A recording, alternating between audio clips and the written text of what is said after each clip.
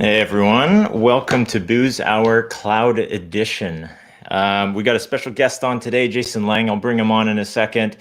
But a couple things that I wanted to go over. First of all, if you haven't already, click subscribe down below. That will allow you to get notifications or just see us in your subscribe feed when we have new videos coming out, when we have new live streams that are coming out. Currently, there's a couple live streams that come out every week, so it'll be good to subscribe. Today's live stream is called Cloud Edition, but tomorrow we'll actually have a live stream called Community Edition, and tomorrow we'll have on Joel O'Leary. Now, Joel runs a website called 5 a.m. Joel. He wakes up at 5 a.m. He started to do that a couple years back, and he started to do that and send an email out at 5 a.m. with some sort of positive message that he was sharing with everybody. But beyond that, he's actually a pretty interesting guy in that not only does he send out positive messages, but he actually just kind of lives life the way he wants to, because through moderate spending or frugal spending and saving and investing, he actually retired at or what we'll call achieved financial independence or financial freedom at an early age. So interesting story to hear from him. Besides that, if you do subscribe, we have a giveaway that we're still running every week. So every subscriber has an entry into that. People that have subscribed from previous are still part of that draw up until Sunday night when we pull all the names for that. So please do subscribe for that, for the Amazon gift cards that we give away. This week is F5 Agility. So if you haven't registered for that already, you could still register for it. You could still watch the keynotes for that. And after each day's keynote, there are on-demand demos and breakout sessions that are available to you. So go ahead and subscribe for that, and you'll have access to that immediately. Let's see here. The last couple cloud editions as well, you might want to tune into. So last week, we actually had John Callalang on. We talked about the 3 automation tools that you should be learning in 2020 in case you're using quarantine to kind of skill up and get ready to get at things in case work is slow right now. I know for IT, a lot of folks are finding that it's just even busier at this point. But I know personally, I'm coming out of quarantine with a few extra tools in my tool belt. So if you want to learn a few extra things as well, John goes over what he thinks are 3 tools that you should learn. And the cloud edition previous to that was Jill Durand, and we talked about F5 Cloud Services and Essentials App Protect. So that was a pretty good one to tune into as well. But for today, we've got Jason Lang. So I'll bring on Jason in a second here. And the title for this was Why Your Bot Mitigation Tool Isn't As Good As You Think. And we will talk through that. Hey, Jason, how's it going? Hey, Boo, how you doing? Not too bad. Glad to have you on. Thanks for having me. If I didn't mention already, but for those who follow along with Booze Hour, Jason was on the most recent weekly update. He went through the Q&A. We learned about how Jason should actually just live in Vancouver as opposed to where you are, Toronto, right? That's true. Yeah. So we had a good time on that, but we did mention the live stream today. We'll go over bot mitigation and some of the interesting findings that you've had during a couple recent POCs. And after you shared that with me, I thought it'd be a great idea for you to share that information. Obviously, names will be hidden to protect the innocent, but you had some interesting stuff that you wanted to talk through and share with us, right? Yeah, absolutely. Shape sees all manner of different kinds of automated attacks. Regardless of vertical, it really doesn't seem to matter really what, at the end of the day, what the bad guys are going after is pretty consistent. Yeah, so. And these were pretty big customers too, right? They had very high traffic pages that were seeing this synthetic traffic. Absolutely. So, one of the main customers that we're dealing with here are telecommunications companies. So here in Canada, we have 3 very large telecommunications companies. And, through their own efforts, and we have to commend them as all of our customers and prospects are doing as best they can with the tools they have. Their assessment of the situation was a little clouded by the existing tool set that they had, which showed maybe 4% of their traffic was automated. And surprisingly to them, not so much to Shape anymore, but their actual traffic in our estimation was probably around 80% automated, Wow. not human at all. Yeah. So that's all just load being added to the servers, to any of the infrastructure it's passing through, all the bandwidth that they're taking on, just to serve out for automated traffic. Absolutely. Yeah. I should mention too, like the Shape acquisition for F5 was pretty big. That's the biggest acquisition we've ever made. We spent $1 billion on Shape. And I think F5 themselves even recognized, while F5 had bought and automated traffic solutions, there's still another level to it, and it's still worth to F5 $1 billion to make that acquisition. So we even admit that, bot mitigation needed to be augmented from traditional ways of doing things, traditional ways for F5 of doing things, just using signatures, but we weren't attacking it necessarily from the standpoint of being able to react really quickly. So those signatures would get updated as TMOS, big IP would get updated. But with the Shape solution, you guys can jump in and make those adjustments on the fly, and have threat mitigation, happen really, really quickly compared to somebody having to manage that on their own, right? That's correct. Most of the time, there's nothing really that we would have to change. We have two different modes. For most of our customer base, we're on a bespoke custom managed service. So we're actually solving the problem on behalf of the customer. We take on that problem of bot prevention and bot protection.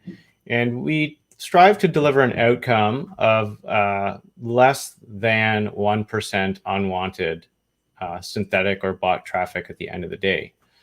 So contrast that to the 2 to 3% of some other tool thinks is the traffic. In many cases, especially for high profile, high value endpoints like login, gift card, balance check, loyalty programs are huge, right? A lot of the traffic there is very, very highly automated because there's a large dollar value or assumed dollar value behind the login or behind whatever that web form is or that mobile application that attackers are going after in order to steal that and commit fraud effectively at the end of the day. Credential stuffing at the end of the day is a fraud problem because what happens after that credential is validated very often is a human is going and manually logging into that account to do some type of transaction. Yeah. So you had some stats. Maybe we can take a look at those. Sure. I can. Ooh, wrong one. Yeah, so this is just an example here. If I go into presentation mode, still see hopefully. Mm-hmm. Top 5 US Telco. Again, they're logging traffic, and there's some key signs here. So first and foremost is the spikes are all over the place. There's not a nice up down, day-night diurnal pattern that you'd expect to see.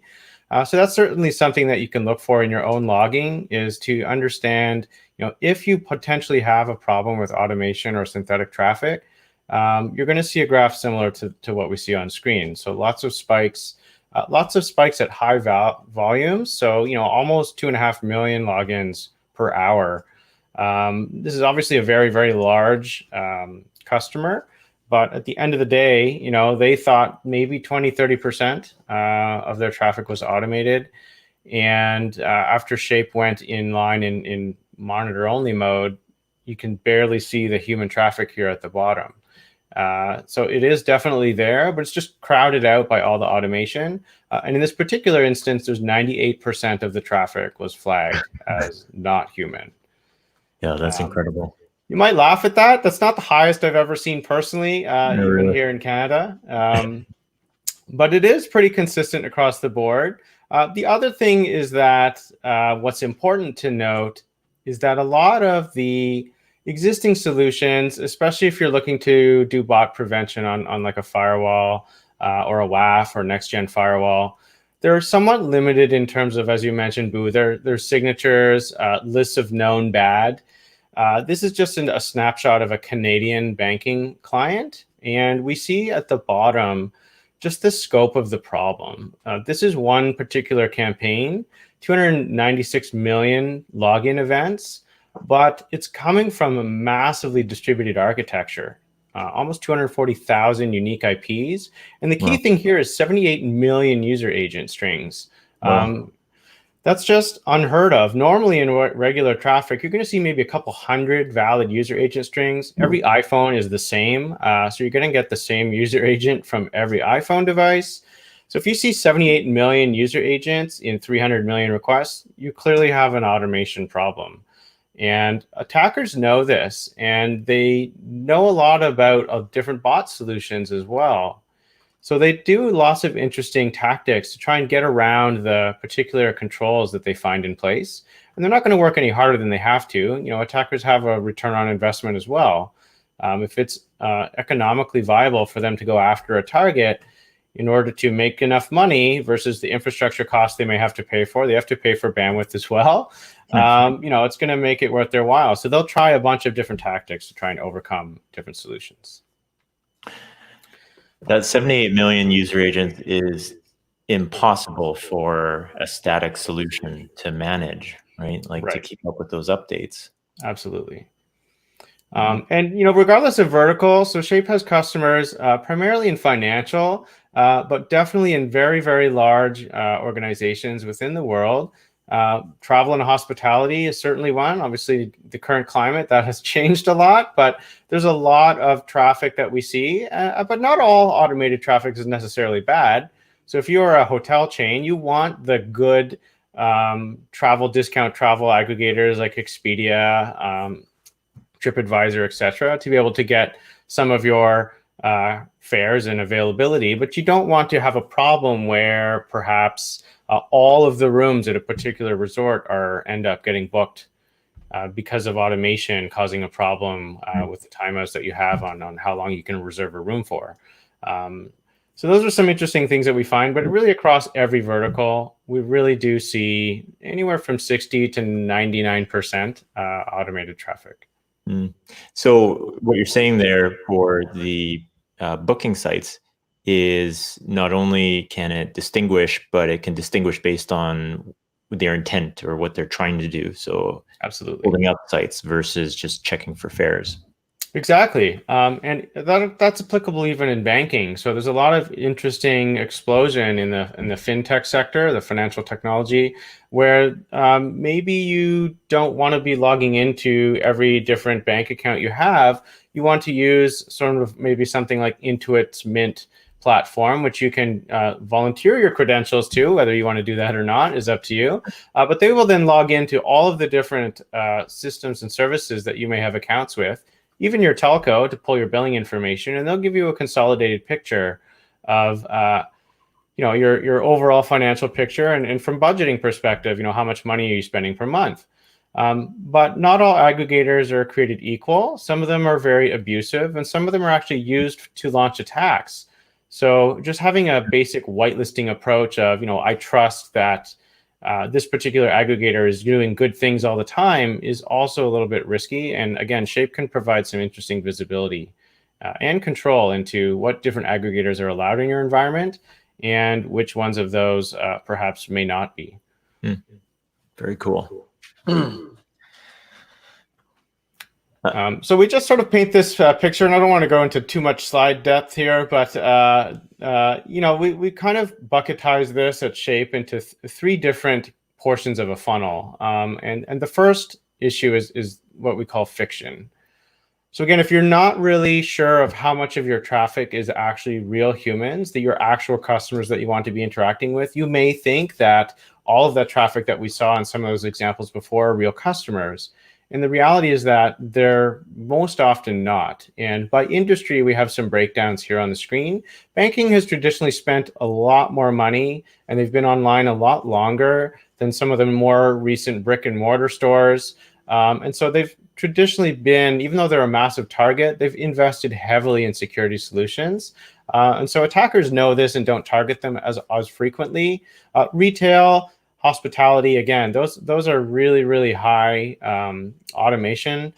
And you kind of have to wonder a lot of even the explosion of CDNs. Is the CDN really serving human customers, or is it really only simply serving bot traffic? Right. And as I mentioned earlier, the other thing is fraud. But I mean, you almost wonder if CDN is deploying a bot solution to save themselves as opposed to saving the customer. Well, declining revenues on the CDN side, right? It's commoditized now, so yeah, you never know. Yeah. ROI for them. Exactly. That's cool. So, sorry, go ahead. Oh, thanks, Boo. At the end of the day, like I mentioned earlier on, the whole goal of a credential stuffing campaign or checking every single possible combination of a gift card PIN code is really to conduct fraud. There's a ton of different fraud solutions out there, and Shape is looking to break into that market. But at the end of the day, a lot of the traditional fraud solutions don't deal with the synthetic bot traffic well at all. They certainly highlight that it's an issue in their annual report, but don't really do anything to control that. And for some of the traditional fraud vendors, they are charging their customers per transaction.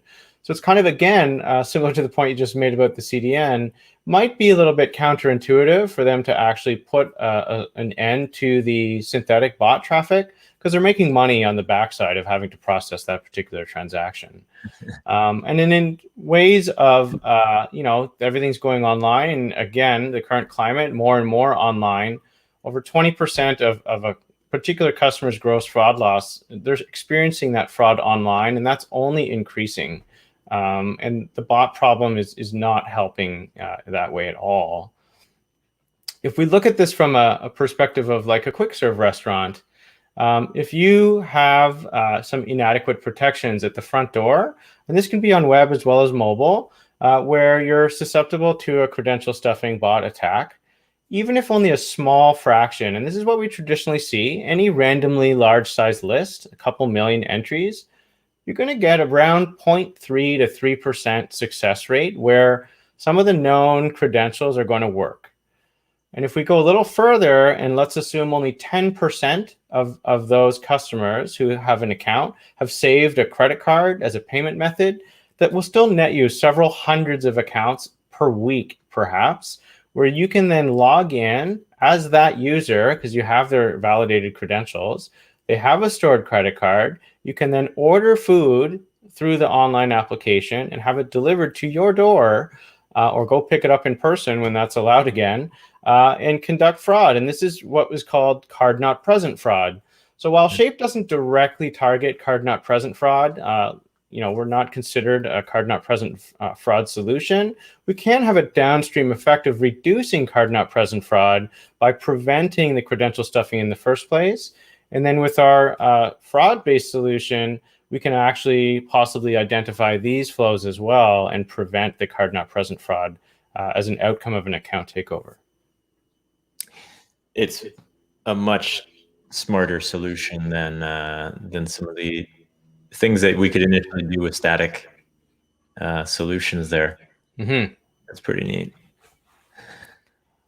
And the last piece, just for we get out of the slideware, is really, what have customers done as a response to this? They see that their fraud costs are going up and the synthetic traffic's going up. So the natural solution is, oh, well, let's put mandatory second factor authentication in every single transaction, or let's put CAPTCHA, the Google's reCAPTCHA service. Unfortunately, those solutions are not well liked by customers. Even humans suck at solving those pick the stop sign from the pictures. And because of the advent of machine learning and AI, there's actually services that will solve it using automation to solve the CAPTCHA. So things like CAPTCHA are really not effective anymore. They certainly had a place a few years ago. But if you have anything of value behind your login or your online shopping platform, especially account creation, we see a lot of CAPTCHA use. just know that a lot of the CAPTCHA solving services, and there are tens of CAPTCHA solving services that are backed up by human labor farms in third world countries. It's actually a human solving the problem for you, and it's just an API key to get that solution and then submit that through the credential stuffing bot. So it's really a minor speed bump, if anything. Right. That makes sense. Yeah. So, I mean, you've, I think that's your next point there is the friction, but being able to streamline processes for the users so that they have a nice user consumer experience, especially with everything. I think people are advancing their digital transformation efforts now, whether that's e-commerce or just ways to serve clients, whatever their business is, through an online method or moving traditional methods into online. Reducing that friction is going to be pretty important. People will realize now. Absolutely. More and more online, as we all know. When's the last time you logged into Amazon to buy something? Months have probably gone by. We can deliver that same kind of outcome with a Shape deployment, even though you're thinking, oh, I'm buying this bot solution. At the end of the day, if we're eliminating 98, 99% of all the bot traffic, what you're left with at the end is just the human traffic. And that traffic fits in one of two buckets. It's either good humans who you know are only ever accessing your service from the same device or devices, and they only ever have one account. So you can implicitly trust them and streamline the experience. Maybe you don't need 2FA and you don't even need a login password.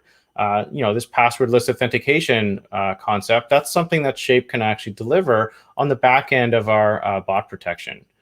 The other side is the fraud angle, right? What about those devices that are trying to connect to a ton of different accounts, even manually, right? We can pick up signals in the way that we do what we do in order to provide fraud prevention and fraud reduction really as an outcome, similarly to what we're doing for the bot protection as an outcome as well. So really, I mean, out of this, it would be great to have more conversations with customers. I know we've already had conversations with Daryl and myself's customers in the territory, but people that we would normally talk to would be security folks. But really, some of these conversations, or a lot of these conversations, should go to app developers, application owners, digital transformation executives, like people who are really concerned around getting those applications out there and having a really good experience for the people that are using the application. Absolutely, yeah. We generally, we get stuck into dealing with the security team many times. So, if we can talk to someone in marketing and say, hey, look, we can actually generate revenue. We are seeing uplift in conversion rates of online retailers and hospitality and travel booking sites.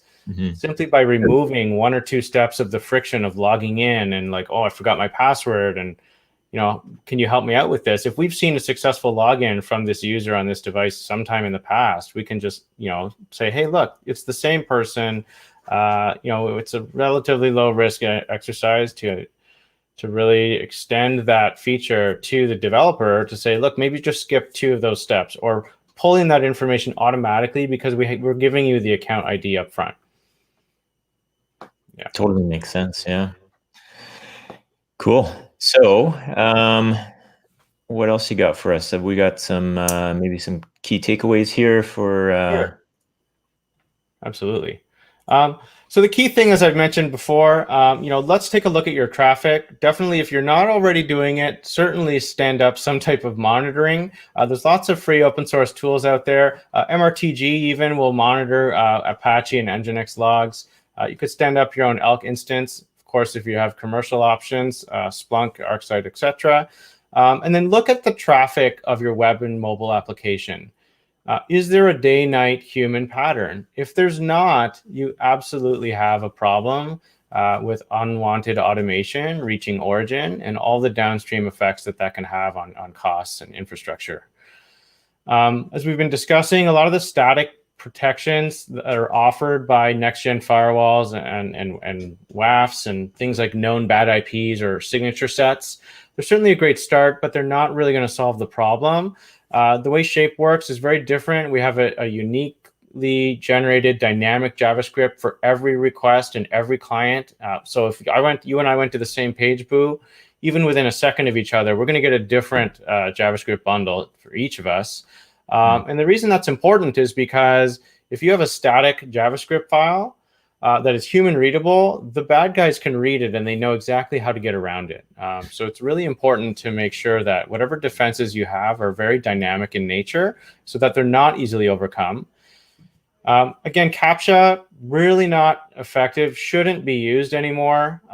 It is certainly better than nothing, but don't think like, oh, I deployed reCAPTCHA. Even Google's reCAPTCHA version 3 that just came out about a year ago, it was defeated while it was in beta. And so, you know, just know that it's not a solution on its own. And the attackers are constantly hitting you. Even Shape customers, those protections are constantly being poked and prodded. And Shape has a ton of different infrastructure in the back end and different tools in our tool belt, as you mentioned, or toolkit. So we can dynamically change what we're looking for in a particular device or a client connection so that we're always 2, 3, 4 steps ahead of the attackers in ways that they can't fake or emulate. And in order to stay on top of that, really, we feel very strongly that some type of managed service is very likely required if you're a very large, you know, high pain, high potential fraud customer. The last thing to note is that, you know, maybe you're a mid-market solution, you just want something that works. There is a integration with Silverline called Shape Defense that will be coming out shortly. That will be sort of like a more for the masses automated bot protection solution that will be available from F5. That would be a great win for people, right? To be able to deploy this, they'll see immediate results. They will, you know, be able to clean up some of their bot problem there without a ton of work and without having to go full blown. And then maybe later on decide that they need to go a little bit bigger once they've possibly identified further issues that they might not have seen before. Absolutely. We're all about that visibility at F5 as well, identifying and then mitigating, and then really nice solutions like Shape that can take that mitigation to the nth degree and be able to streamline that customer experience. Very cool. Thank you for jumping on, Jason. We will surely have you on again at some point here. I know there's a lot more that we can chat about with this.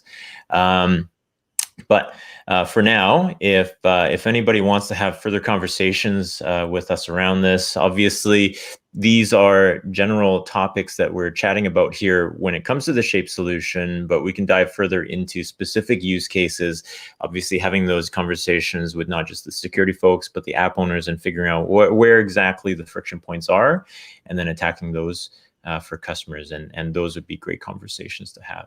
So we'll certainly do that. Otherwise, thanks everybody for tuning into Booze Hour. We will have, we got a comment here from Robin as well, faithful listener, fan of the show. But thank you for everybody tuning into Booze Hour. Tomorrow, again, we will have Booze Hour Community Edition with Joel O'Leary. Subscribe if you haven't already. We have our subscriber giveaway, and Jason was also on the last weekly update, so tune into that one as well on the YouTube page. Otherwise, thank you very much, and we will see you next time.